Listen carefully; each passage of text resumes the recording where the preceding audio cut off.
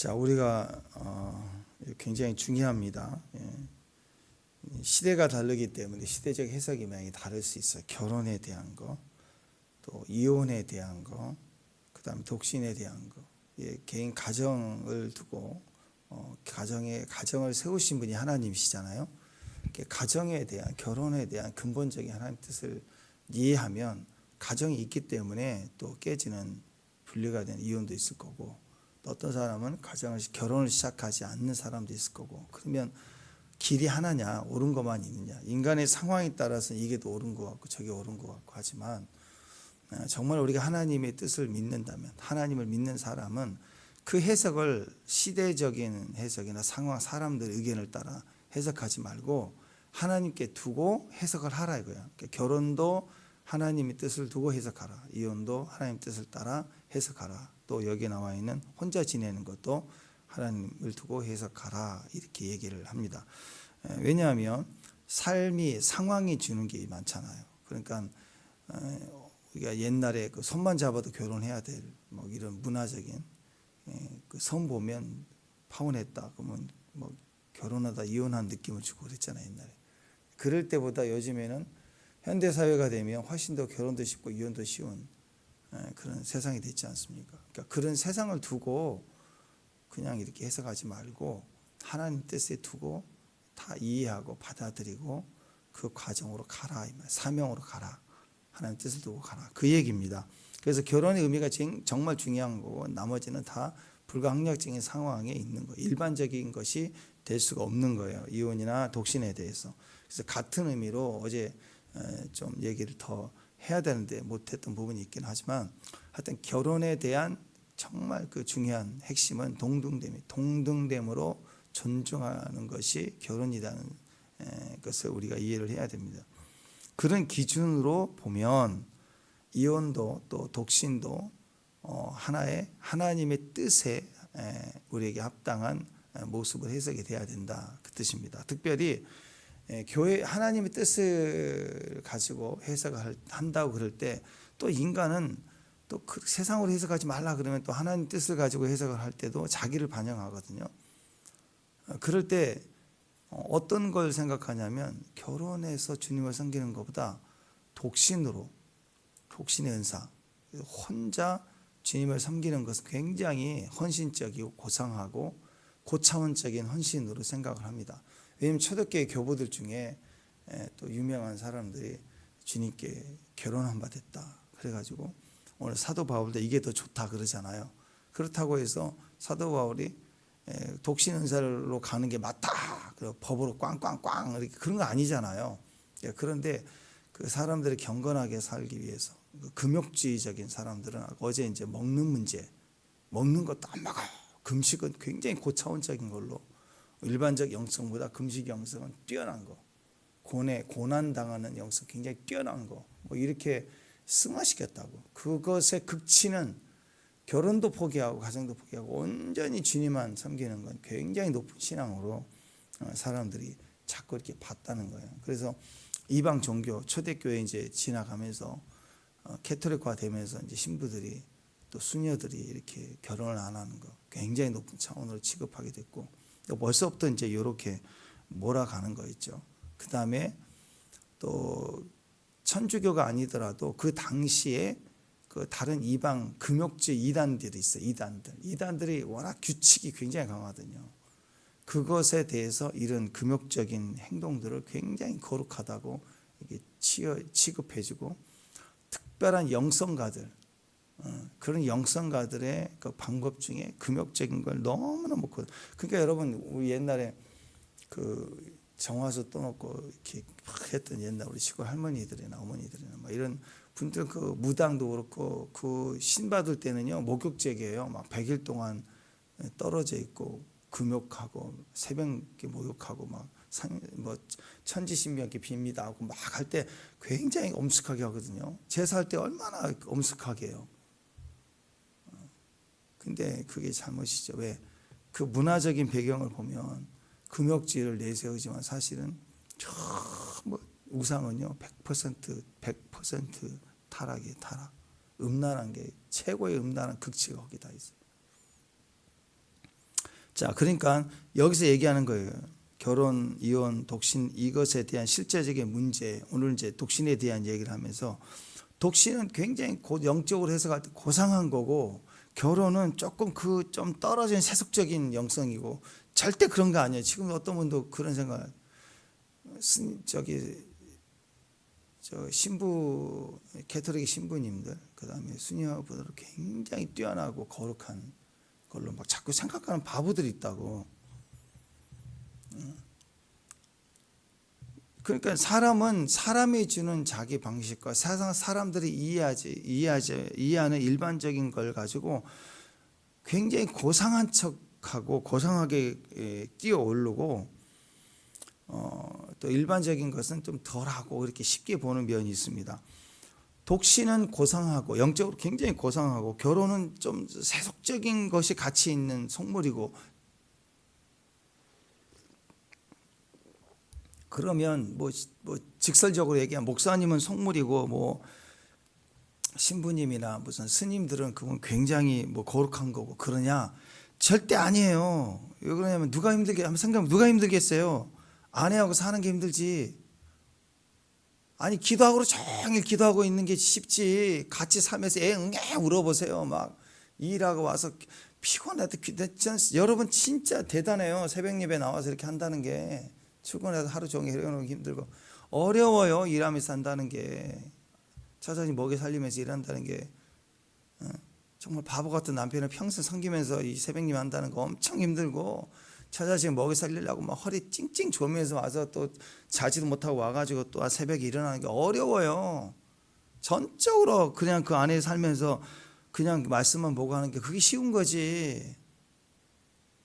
잔소리 막 들으면서 설교 준비 굉장히 어려워요. 그거 잔소리 들으면서 부부싸움 하면서 또 속 불고 울긋불긋 하면서 또 새벽 예배에 대해 말씀 준비해야 되는 거. 자식들 막 속 썩어지고 울긋불긋하게 막 만드는 상태에서 또 나 구주 위에 살리라 그러면서 또 말씀 찬양 준비하고 또 말씀 준비하고 어려워. 가족들 가난한 경제적 문제들 누가 아플 때 고통의 문제들 재정 이유들 그 속에서 신실함을 선택하며 말씀 들어 살려고 새벽 선택하고 성기도 가야 되고 이 시국에 막 그거 힘들다고. 그러니까 여러분 그 일상 속에서 충성하는 건 굉장히 어렵습니다. 그냥 하루단신 아무것도 안 보고 주님만 바라볼 수 있는 환경 속에서 산속에서 혼자 지내고 영성 수련하는 거 뭐 어떤 면에 있어서는 남자들은 그래요. 한 90%가 다 원하는 삶이에요. 그게 막 나는 자연인이다 하고 혼자서 행복합니다 막 이러고 된장찌개 하나 먹고 라면에다가 참치 넣어서 혼자 그래서 맛있다 그러고 있고 막 뱀 잡아서 술 담아놓고 그것이 행복하다고 생각하는데요. 그 비스무리하잖아요. 아니라는 거예요. 절대 불쌍한 거죠. 그게 더 고차원적인 삶이 절대 아니라는 거예요. 그러니까 누가 더 영성이고 누가 더 거룩하냐를 절대로 그런 생각으로 얘기하면 안 된다라는 거예요. 디모데전서 4장 보면 디모데전서 4장 1절에서 3절까지를 보면 제가 읽어드릴게요. 성령이 밝히 말씀하시기를 후일이 어떤 사람들은 믿음에서 떠나 미혹하는 영과 귀신의 가르침을 따르리라. 그러면서 뭐라고 하냐면 자기 양심의 화인을 맞아서 외식함으로 거짓말을 한대요. 그런데 3절에 보니까 혼의를 금하라. 혼의하지 마라. 그리고 어떤 음식은 먹지 말라 할 터이나 음식은 하나님이 지으신 바 믿는 자들과 진리를 아는 자들이 감사함으로 받아라. 음식 갖고 이래라 저래라 하지 말라. 모든 음식을 감사함으로 받으면 버릴 게 없다. 또 결혼도 마찬가지예요. 결혼하지 말라. 하나님 기본 뜻은 충만하라, 번성하라. 결혼이 기본이에요. 세상 어떤 상황이 와도 결혼해야 되고 그 안에 결혼을 통해서 주시는 축복을 따라가야 되고 아이들을 다스리고 정복하고 확장돼 가라는 거예요. 그게 기본적인 하나님 뜻이라고. 그 속에 하나님의 복 주심이 있고 동행이 있다는 거죠. 그걸 제한하는 불가항력적인 어떤 상황에서 이혼에 도저히 이게 감당이 안 되는 상황에서는 이혼을 할 수밖에 없고 또 그 상황에서 독신의 지냄도 그런 상황에서 하나님을 선택해 간다면 그게 더 훨씬 더 낫다. 그 얘기를 지금 전제로 하고 있는 거예요. 지극히 하나님 때문이다. 하나님 때문이다. 자, 그래서 어떤 사람들은 믿음에서 떠났다요. 떠나니까 귀신의 가르침 그리고 미혹의 가르침을 따르는데 마지막 때는 혼인을 금한대요. 혼인을 금하니까 혼인을 금하되 욕구는 풀어줘야 되잖아요. 그러니까 동성애가 나오는 거예요. 그러니까 다른 쪽으로 인간은 터지는 거예요. 미혹과 귀신의 가르침이. 그러니까 뭘 먹어라 뭘 먹지 말라는 의미로 바뀌어지게 되고 결국은 이런 먹는 문제, 인간의 욕구거든요. 먹는 문제가. 또 성적인 욕구도 인간의 욕구예요. 욕구. 그러니까 이게 다 금욕과 혼인을 금하는 극단적인 것을 일반화시키는 거예요. 일반화시키는 걸 통해서 하나님으로부터 멀어져요. 그래서 회개가 안 된다고 그랬잖아요. 회개가 안 돼도 반성하고 좋은 걸 선택하는 가성비로 가게 돼 있다고. 지금 적나라하게 우리에게 지금 AI가 굉장히 많이 도움이 되죠. 핸드폰에도 들어오고 뭐 그러잖아요 이제는. 그렇지만 확연히 다른 답이 하나 있어요. 가성비와 즉각적인 답과 효과적인 답을 바로바로 주긴 하지만 고통을 선택하거나 인내를 선택하거나 그리고 견디는 걸 선택하는 답은 절대 안 줘요. 그게 성령의 음성과 다르다고. 그래서 우리가 조심해야 돼. 거기에 익숙해버리면 다 그것에 대한 이야기를 하는 거라고. 그래서 우리가 생각해야 됩니다. 세상이 말해주는 걸 따라서 그것으로 답을 접근해 가면 안 돼요. 반드시 하나님의 뜻과 계획과 말씀을 가진 도전은 정면 승부입니다. 피하는 길이 아니에요. 더 좋은 방법을 우리에게 제시하는 것이 아닙니다. 절대 그렇습니다. 지금 이념에 대한 도전들이 굉장히 많은데 저희 어렸을 때는요 잘못 가르쳤던 것 중에 하나이죠.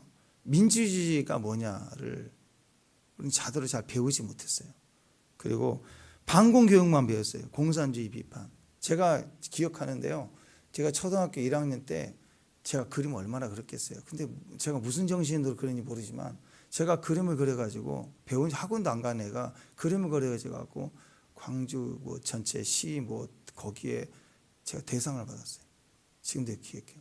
나는 그냥 그래서 내는데 그게 이런 아이들은 실력이 있다 그래 올라가가지고 교장 선생님께 올라가가지고 학교 대표로 나가가지고 어느 날 금딱지가 없어가지고 상을 받았어요. 초등학교 1학년짜리가 뭘 하겠어요. 기억이 선명해요. 근데 지금 생각해 보면 난 너무 웃겨. 내가 너무 무슨 그림을 그린지 아세요? 탱크 큰 거를 하나 그려가지고 탱크에 태극기 하나 딱 꽂아 있고 탱크 그리고 북한군이 손 들고 있는 거 앞에서 딱 그랬어요. 그거 방공. 그때는 멸공 방공이기 때문에 이게 애가 이건 그랬다 그래가지고 막 만장일치로 그게 그림 실력과 전혀 상관이 없는 거예요. 그 시대는 방공 의식이 클 때라 그거 그리니까 무조건 대상 받은 거예요. 이제 지금 생각하면 웃기는 건데 우리 어렸을 때 맨날 멸공 무슨 뭐 방공 공산당 뭐 알갱이네 싫어요 이승만 우리 중에 아이돌 스타는 BTS가 아니라 그 당시에는 이승만 어린이 지금도 어린이라고 이승만 어린이가 멸공한 거 방공했던 거 뭔지도 모르지만 하여튼 그게 나는 공산당이 싫어요. 그런 걸 배웠기 때문에 그 반대는 위대하고 좋은 거라고만 생각을 했다고. 민주주의라고만. 네. 근데 이제 민주주의를 사실 제대로 배우려면 민주주의, 공산주의를 가르칠 게 아니라 민주주의를 더 어렸을 때부터 체계적으로 가르쳤어야 됐다는 거죠. 저희 어렸을 때 수련회, 교회 수련회 가면요. 진짜 죽도록 들었어요. 이단에 대한 거. 이단은 나쁘다. 이단은 뭐다. 신천지 생기기 이전인데 이단 하여튼 교육에서 중등부, 고등부 교육 중에 반드시 수련회 때 들어가는 게 이단이었어요. 이단 가르침을 계속 배웠다고. 지금도 이단에 대해서 신천지, 하나님의 교회 이런 거 교리를 가르치거든요. 이단에 대해서 가르친다고. 아니죠. 진짜를 배우려면 진리를 배워야 돼요. 그 예전에 그 한국은행 그 40년 그 당시에 40년이니까 벌써 10년이 넘었네요. 15년인지 20년 가까이 되는 것 같아요. TV에 나와가지고 그 달러 위조 지폐 분별하시는 분하고 기계하고 대결한 거 제가 봤는데요. 그 기계는 위조 지폐가 만들어진 다음에 발견될 때 그 정보를 입력을 해야지만 캐치가 되잖아요. 그래서 무작위로 하는데 100건을 갖다가 따라락 돌리는데 2개인가가 통과해 버렸어, 가짜가. 근데 이 사람은 100개를 가지고 하는데 그냥 쭉쭉쭉쭉 하나씩 세다가 빼고 하는데 다 걸러내는 거예요. 그 방법을 물어보니까 자기도 40년 전에 이거 분별할 때는 막 불빛 비춰보고 한참 하고 확인하고 막 그렇게 해서 반개 하나 하고 그랬는데 40년 동안 하다 보니까 그냥 뭐가 이상하면 뺀대. 이상하면 빼면 무조건 맞는데 그 안에 원본의 세팅이 머리에 팍 박혀 있어서 딱 보면 뭔가 딱 틀린데 그럼 뺀대. 그러면 다 맞는다는 거죠. 그게 분별의 기준 아니에요. 진짜를 수도 없이 많이 보니까 새로운 데이터를 기계처럼 입력기가 걸러내는 게 아니라 이제는 그 어떤 위조 지표를 갖다 놔도 뭐 선이 달려든 뭐가 보이는데 딱 원본에 박혀있는 실상이 들이대면 딱딱딱 뭔가 보인다는 거예요, 느낌이. 그래서 빼면 된다는 거죠. 마찬가지예요. 그래서 사랑을 가정에서 배우고 자라가면서 배우고 가정 안에서 아이들이 아빠를 통해서 남성성을 배워야 되고 오빠들을 통해서 남성성, 사촌, 친구들을 통해서 남성성을 배워가면서 배우자의 남성성까지 이해해야 된다고. 근데 우물 안에 인큐베이터 자란 애들처럼 공주처럼 안에만 이렇게 있다가 그렇게 해서요 엉터리 결혼을 하게 되면 망하는 거예요. 인생에. 남자든 여자든 다 마찬가지. 진짜를 경험해야 돼. 우리는 교회 안에서 진짜의 사랑을 경험하고 자라가야 돼.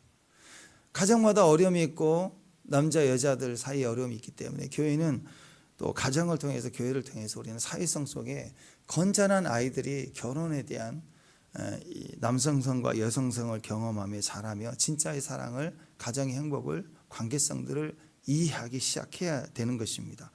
근데 가짜만 막 가르쳐. 가짜의 사랑만 가르쳐. 소설, 성경이 아닌 로맨스만 나와 있는 드라마에서 또는 소설책에서만 사랑을 배웠다. 그래가지고 결혼을 꿈꾼다. 무슨 백마탄 왕자만 꿈꿀 거 아니에요. 그런 사랑을 어떻게 행복이라고 할 수 있겠습니까? 성령의 은혜를 말씀으로 경험으로 살아가면서 경험을 해야 되는데 그것을 자꾸 반대로 고난을 통해서만 하나님 알 수 있다. 아이고 큰일 납니다. 교회 떠나버려요. 매를 두고 폭력을 통해서만 진리를 경험한다. 큰일 날 소리입니다. 성령의 충만한 은혜를 더 알고 감사하기 위해서 우리가 말씀과 성령을 경험하는 관계성으로 들어가야 되는데 성령의 충만함과 은혜를 알고 감사하기 위해서 먼저 악령을 받아봐야 된다. 그래서 악령을 막 집어넣어 봐요. 건강함이 얼마나 소중한가를 우리가 알아야 된다. 그러기 위해서 암세포를 집어넣어갖고 암 환자가 한번 되게 해주는 거예요. 암 환자가 돼보기 뭐 이런 거. 이게 될까요? 이렇게 가면 될까요? 큰일 날 얘기 아닙니까? 그러니까 마찬가지입니다. 저는 그래서 오늘 진짜 그 복음의 주님을 내가 알아야 되고 주님을 만났을 때 주님과 진짜 동행하고 깊은 사랑의 동행으로 갈 때 결혼의 의미가 그걸 반영해. 남자 여자의 결혼을 통한 가정의 이름이 하나님 나라를 이루어가는 신부 대신 신부인 교회와 신랑 대신 예수님과의 결혼 관계로 복음이 해석되는 거라고. 그런 관계로 결혼도 해석하는 거기 때문에 이혼도 불가항력적인 상황에서 지옥 가는 사람도 있을 거 아니에요. 주님은 다 해줬지만 그런 영역에서 이혼도 해석해야 되고 독신도 해석하는 거예요. 그런 관점에서. 그래서 먼저 복음을 철저히 경험하고 아는 과정, 그게 굉장히 중요합니다. 인간은 태어날 때부터 어떤 사람은 남자로 태어나고 여자로 태어나요. 근데 참 그 특성이 있어요. 남자는 원래 여자들보다 힘이 세요. 그 격투기 하는 거 보니까 여자 중에 1등이 격투기 선수가 있어요. 보통 여자들보다 힘이 세니까 퍽퍽 치면 보통 여자들이 그냥 꼬그라, 여자들은 키어가 잘 안 나는데 팍팍 쓰러지는 챔피언이 있어요. 여자 챔피언이. 근데 남자들 선수들 중에 비슷한 체급의 남자는 별로 유명한 선수가 아닌데도요. 스파링 한 거 보니까 툭툭 맞다 한 대 툭 치면 여자는 팩팩 꼬꾸라져요. 이게 안 돼. 절대 안 돼. 이게 아무리 뛰어나도 안 되는 거, 남자와 여자는 안 되는 영역이 있어요. 다 힘으로 절대 안 돼요. 그렇지만 사랑으로 넘어가면 또 달라요. 남자들과 여자는 우리가 생각하는 기본 개념의 사랑의 개념이 달라요. 아이들일 때부터 여자아이는 사랑에 대해서 훨씬 더 익숙하고 넓고 깊어요. 아이들이 놀이를 해도 그래요. 근데 남자아이들은 어렸을 때부터 사랑을 잘 몰라. 50대가 넘어가면서도 남자들은 사랑을 잘 모를 때가 있어요. 사랑 그러면 이 바보 같은 남자들은 계속 직진만 하면 되는 줄 알아. 그게 직진이 사랑인 줄 알아. 아니라니까요.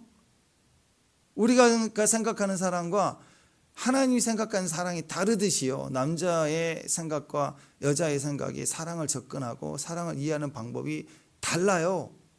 그래서 결국 부부 싸움 할 때도 결국은 왜 당신은 나는 늘 외로워 가부야 남편 없는 사람 같아 왜 내 마음대로 나의 마음을 알아주지 못하지 이거 결국 그런 걸로 막 이제 힘들어하거든요. 그런 얘기를 해서 막 이제 대화를 하면 남자들은 막 분이 나는 거예요. 아니 도대체 내가 뭘 잘못했다는 거야. 내가 이렇게 사랑하는데 이게 바보죠. 그러니까 그 폭이 크고 깊은데 몰라요. 남자들은 잘 사랑을 미안해. 그게 사랑인데 그거 안 받으면 못하는 거야. 안 느껴지는 거죠. 자기가 아는 것만 사랑인 줄 아니까 자기는 다 했다고 생각하는 거예요. 그러니까 안 채워지는 거죠. 그러니까 너무너무 어려운 거예요. 하나님은 기본적으로 여자에게 사랑받은 존재로 창조됐어요. 하나님. 그래서 무조건 남편을 통해 사랑을 받아야 되는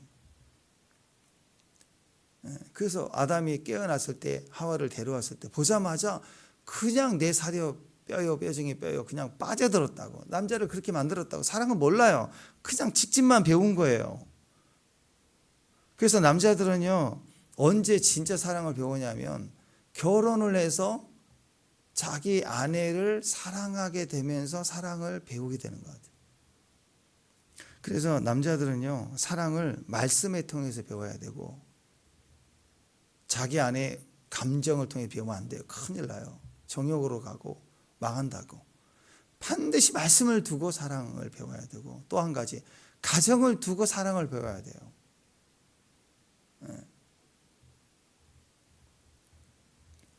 왜냐하면 남자와 여자의 구조는 완전히 다릅니다. 어떤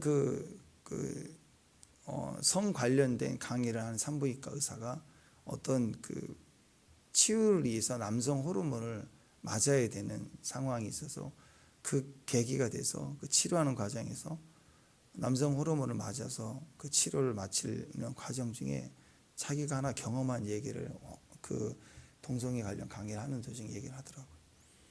여자들은 그런 고민을 안 하는데 자기가 남성 호르몬을 맞고 남성 호르몬이 활발하게 올라오니까 하루 종일 음란의 생각이 나더라는 거예요.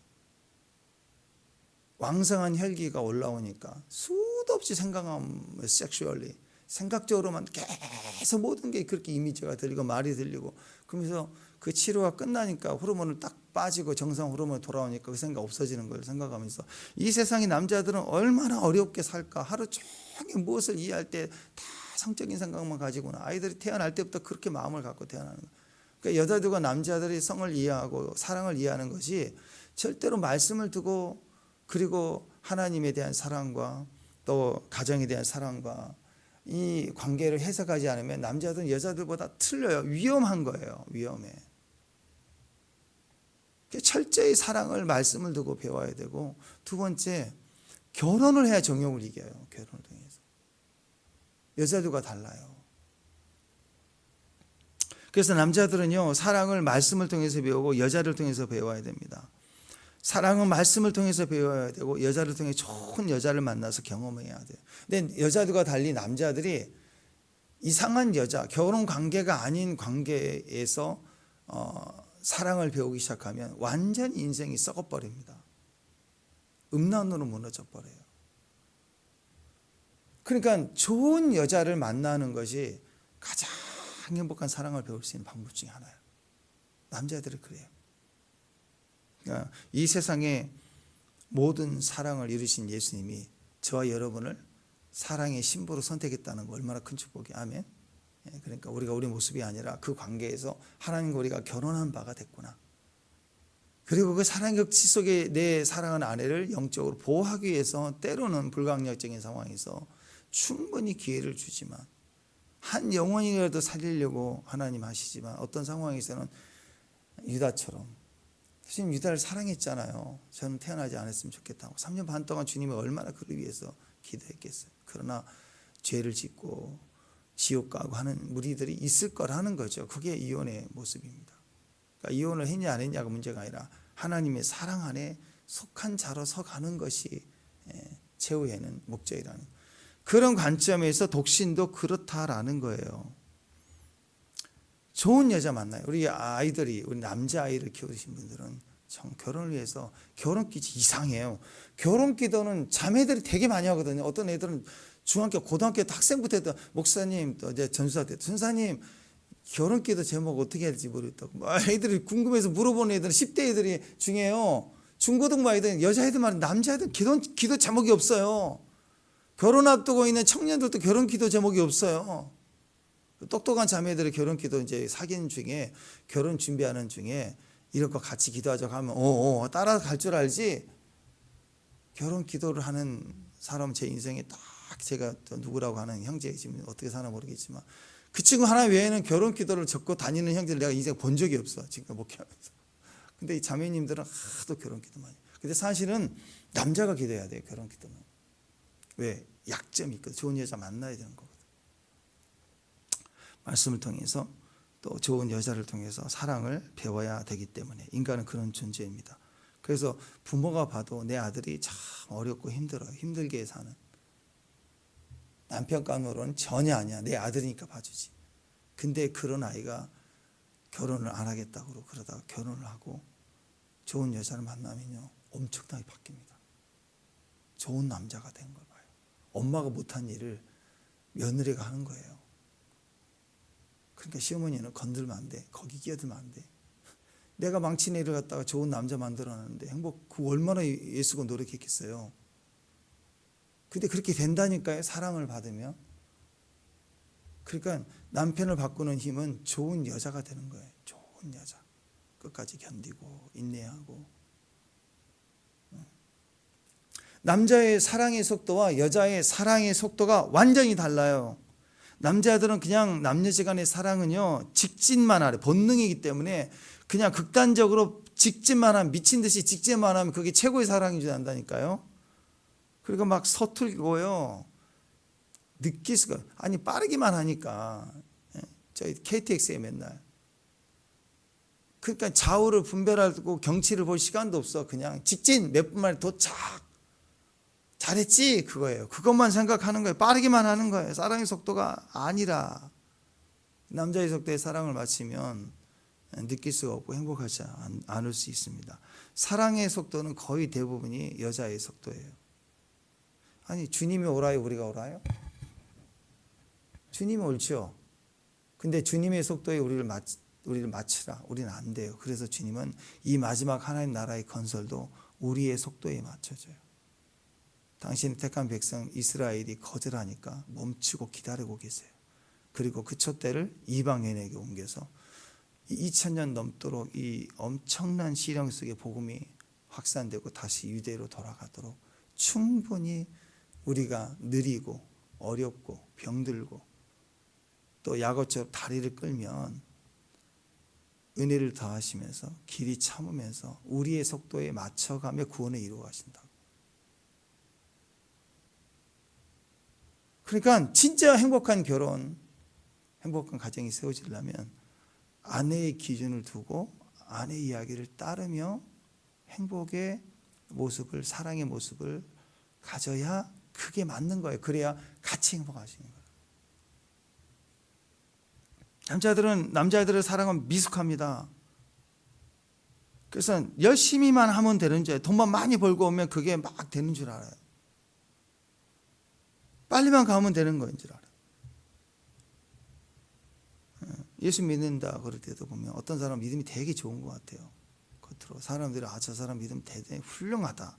근데 가만히 보면 예수님을 잘 믿는다고 하는데 막 나서고 극단적이고 그리고 불안하고 신앙에 너무 무서운 분이 있어요. 맨날 죽자 막 살자 막 이런 느낌으로만 주는 거. 그건 직진만 하는 거예요. 맞는 얘기는 해요. 맞는 얘기 같아요. 기도해야지 막 등짝 스매시 기도 예배 성교 맞는 얘기인데 그걸 막 억지로 막 끌어당기고 그거 못하면 신앙이 안 되는 사람으로 몰아가 버리고 모든 걸 그렇게 끌어가 버리면 어떻게 되겠습니까? 맨날 천국 지옥하면서 힘들어진다. 사랑은 진리와 함께 기뻐하고 모든 것을 참고 모든 것을 바라고 견딘다. 이 여기서 주는 의미는 따뜻한 거죠. 직진만 가는 무서운 속도가 아니잖아요. 절대 속도가 아니에요. 주님이 속히 오시리라 하면서 기다리시는 그분이 제일 마음이 급하지 우리는 주님의 마음도 아닌데 나만 급해. 지상 복음화에 나만 급해. 근데 따뜻하지 않아요. AI 음성 같아요. 하나님은 충분히 우리를 받으시고 기다리십니다. 따뜻합니다. 이게 사랑입니다. 그게 참 좋다, 옳다, 느껴진다. 그렇게 가는 게 맞는 거예요. 그래서 우리 안에 힘을 얻고 또 사람의 은혜를 가고 나누고. 근데 이단 사이비 가르침을 보세요. 공포예요. 겁나게 하고 두렵고 협박하고.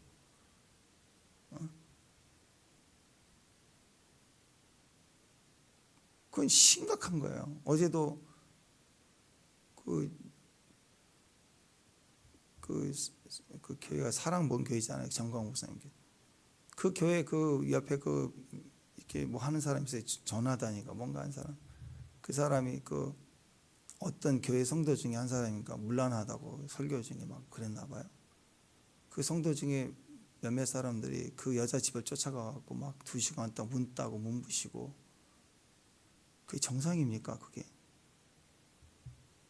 목사의 설교 하나 때문에 그 사람 집을 성도들이 거룩한 의협심을 가지고 그 집을 부시고 들어가 경찰 막 부르고 불안해서 약 먹고.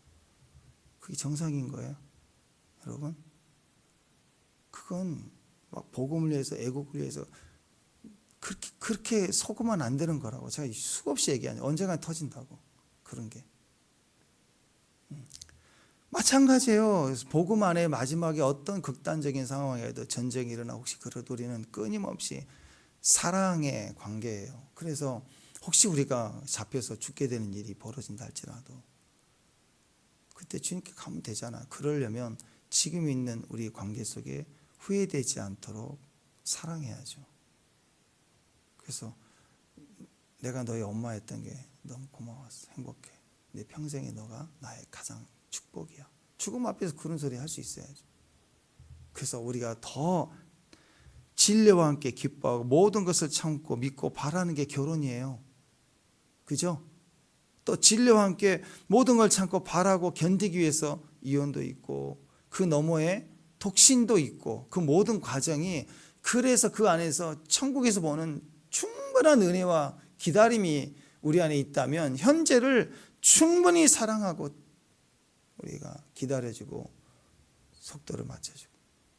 저는 우리 예린이 보면서 또 우리 수아 보면서 요즘 우리 교회 주신 축복이라고 생각해요. 많이 은혜를 받아요. 왜? 엄마들이 기다려주잖아요. 수아 막 웃고 여기 막 돌아다니면 영민이 뒤에서 지켜보고 있어. 계속 지켜보고 있어. 엄마들은 지켜봐요. 맞춰줘요. 다가가서 맞춰줘요. 끝까지. 주님이 얼마나 우리를 맞춰준 줄 알아요? 그게 결혼 생활이고 자식 사랑이고 그 과정에서 독신도 모든 가정의 관계 속에 해석이 있어야 된다라는 거예요. 오늘 그 얘기를 하는 거예요. 독신의 은사, 솔로의 유익이 있더라. 그거 중에 하나가 오늘 26절 보니까 임박한 환난으로 말미암아 그냥 지내는 게 좋다. 이 말은 뭐예요? 임박한 환난의 이유가 아니면 결혼한 게 좋다라는 거예요. 왜? 기본적으로 하나님이 생육하고 번성하고 자녀들이 다 키워서 시집장가 가고 한 가족이 돼가고 그게 맞는 거예요, 기본적으로. 근데 뭘 얘기하냐면 임박한 환난. 자, 당시 네로가 큰 고난과 환난을 줬잖아요. 잡히면 죽고. 자, 그럴 때 그 상황의 위기면, 전쟁 중이면, 지금 전쟁이 우크라이나 러시아처럼 전쟁이라 막 폭탄 중이면, 결혼식이 예정돼 있으면 전쟁 났다 그러면 결혼을 미뤄야죠. 안 그래요? 지금 전쟁 피난 가고 막 그런데 그래도 해야지. 초철하게라도 결혼해야지. 난 정상이 아니라고 생각해요. 피난 가야죠. 왜? 전쟁 중에 내가 죽을 수도 있잖아요. 내가 죽으면 이 친구는 평생 과부인데? 안 그래요? 내가 암 환자예요. 그리고 15일 뒤에 죽는데. 근데 결혼식을 앞두고 있다가 병이 났어. 15일 뒤에 죽는데. 그러면 결혼식 하면 안 된다고 저는 봐요. 숭고한 사랑 막 이래갖고 막. 왜 그 사람이 남은 사람의 일생을 갖다가 매이게 하려고 그래. 고맙고 감사히 하고 그렇게 끝내야지. 죽어가면 그건 이기적이라고 생각해. 그리고 무슨 뭐 영혼 결혼식 그런 거 어디서 봐가지고 목사님 영혼 결혼식 뭐 진짜 웃기는 얘기를 들어요. 그게 무슨 그리스도인들이 그래요. 그러니까 그런 불가항력적인 환란이 임박한 그런 상황에 대한 이야기예요. 그때는 혼자가 낫죠. 그런 의도에서의 독신. 그러니까 사도 바울은 지금 주님의 오시기 바로 직전에 환란을 당하는 고난 중에 교회를 세워가는 그 고난 중에 자기는 결혼할 수도 있지만 결혼을 선택한 것이 아니라 독신 은사를 선택하고 복음을 위해서만 이걸 직진하고 있는 거라고. 일반적 상황이 아니에요. 근데 그걸 굉장히 숭고하고 결혼도 포기하면서 복음 위에 살았다. 그렇게 영성으로 보는 게 아니라고. 그래서 28절에 보면 장가 가는 것도 죄가 아니요 시집 가는 것도 죄가 아니로되 육체의 고난이 있지 않겠느냐. 주기철 목사님 보세요. 이 고문하고 이렇게 신앙 부인하기 위해서 일제가 고난을 주지만 회유책 가운데 마음 약하게 하기 위해서 갑자기 집에를 보낸대요. 갔다 오라고. 그럼 집에 가서 처자식 보면 약해지는 거예요, 마음이. 그러면 또 부인하고 또 신앙을 버리기 쉬우니까. 주기철 목사님이 약해졌대요, 집에 왔더니. 얼마나 그립겠어요. 그래서 집에 왔는데 그 사모님이 남편 소리를 듣자마자 내 남편 없다. 내 남편은 죽었어. 당신 들어오면 다 신앙도 못도 우리 나라를 망하게 하는 거라고. 외면했잖아요. 딱. 그게 독신이에요. 독신. 혼자 지낸 게 좋소. 우리 남편 없어. 우리 남편은 하나님 위해서 나라 위해서 지금 죽어간 내 남편은 죽어간다고. 외면하잖아요. 문도 안 열어줬잖아요. 그래서 나라가 살잖아요. 한 사람의 기도로. 순교가 조선을 울리잖아요. 다 살게 만들잖아요. 그런 차원에서의 독신의 의미가 있는 거라고. 막 엄청난 산속에서 영성을 위해서 막 공중에 떠 있어야 공중부양하고 막 솔잎만 먹고 살아야 해. 솔잎 위에 뜬다고요. 그렇게 가는 게 아니라고. 그러니까 결혼을 이해할 때도 억지로 떠밀려서 나이가 그러니까 지금 그 때가 찼으니까 결혼 준비를 해놨으니까 결혼해야 된다. 절대 그러면 안 돼요. 세상에 이론과 생각이 휩쓸려서 결혼도 하고 내 자아가 성취되지 않으니까 화가 나서 이혼하고 그리고 이것도 저거 안 되니까 내 자아를 위해서 내 개발을 내 자신을 인생의 기쁨을 위해서 내가 벌어서 써야지 이거 가족에게 또 자식 키우면서 쓰는 건 옳지 않은 것 같다고. 젊은이들이 그래서 막 계속 자기 발전에 위해서만 쓴다고 그러잖아요. 이게 다 잘못된 분석입니다. 하나님이 선하시고 기뻐하시고 온전한 뜻이 있는 걸 알지 못하는 거죠. 자, 그렇기 때문에 절대적으로 우리의 믿음은 그래요. 외로움 속에 고난 속에 또 가족으로부터 외면, 이게 다 독신의 은사가 가지는 영성이에요. 이미 독신을 평생 사는 게 아니고 이미 복음 안에서 말씀의 뜻을 살 때 나그네가 되면서 권토친척 아비집을 떠날 때부터 홀로 된 고독 속에 예배자로서 우리가 살아가는 것이 독신의 은사의 모습이었던 거예요.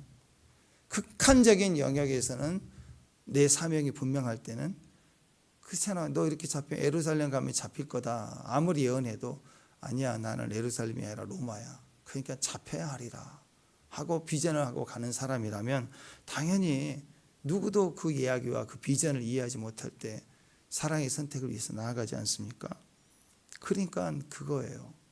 결혼도 이혼도 이 모든 독신을 해석하는 방법은 하나님이다. 하나님의 정말 기쁘시고 또 온전하신 뜻이 무엇인가, 선하신 뜻이 무엇인가를 우리가 해석해 가는 과정이라는 거예요. 그러니까 절대로 낙심하지 말고 외로워하지 말고 지난 일은 지난 거예요. 잘하든 못하든 지난 거예요. 그러니까 손 털고 뭘 위해서? 결혼도 하나님 뜻을 위해서, 하나님 사명을 위해서, 이혼도, 그 다음에 이 모든 독신도. 그래서 끝까지 그 길을 가볍게 해서 가는 거라고. 목적을 어디다 둬요?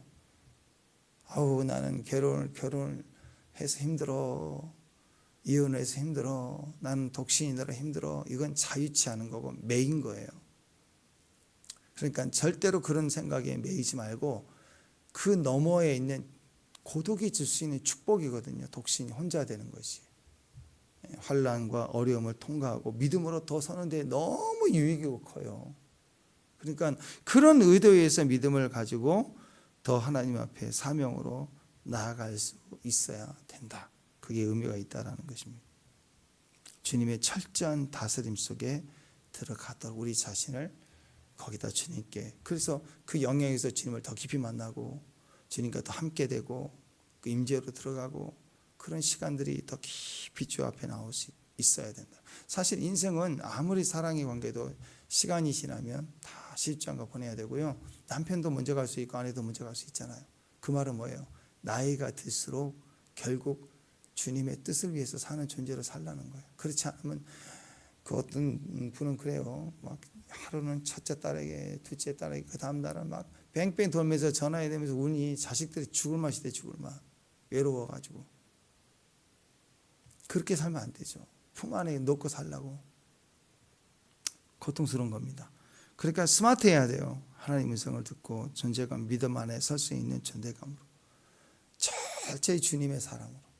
약해질 때 더 강하게 주님을 붙들 수 있는 믿음의 종들이 됐으면 좋겠습니다.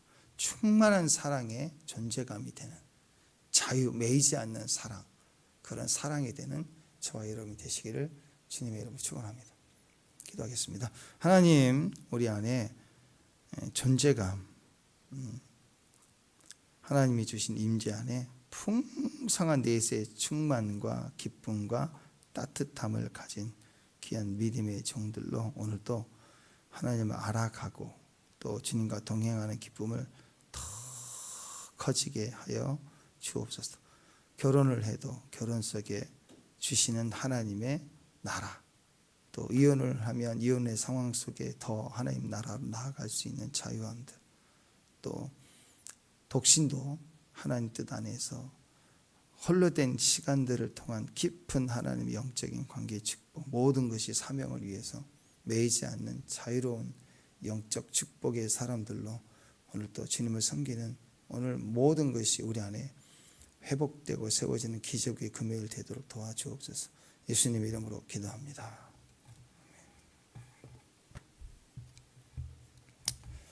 기도합니다. 이 시간 기도할 때